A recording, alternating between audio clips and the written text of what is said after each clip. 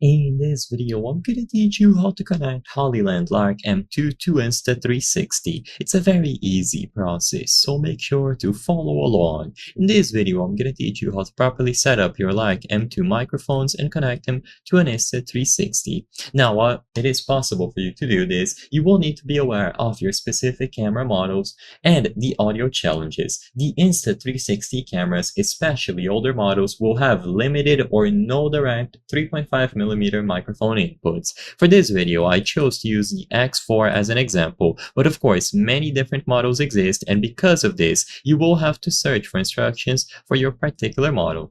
In general, what you have to do is get access to at least one 3.5mm audio microphone input.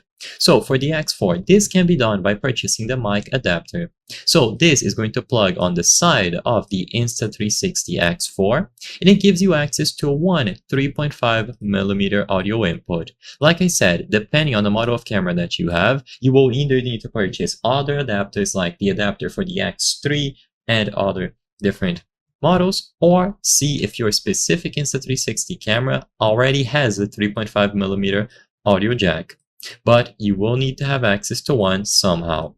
So let's say you purchase the adapter, or your particular camera already has one. All that you have to do now is use the provided cable included with your Hollyland Lark M2 and plug one end into the 3.5mm audio input of the Insta360, and then the other one goes into your receiver.